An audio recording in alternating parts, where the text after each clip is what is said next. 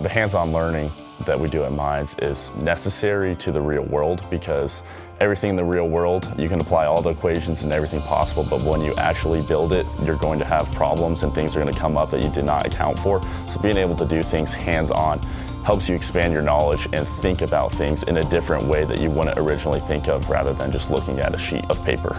Mines is a very project-heavy university. You get a lot of experience working on different projects for all sorts of different classes, and you can work on it alone, you can work on it with a group, with your TAs, with your professors, and you're really able to learn a lot from various different people. I think working with materials on a hands-on level was huge for me. I think oftentimes the biggest things that I've heard about engineers is that they might not understand the constructability of something.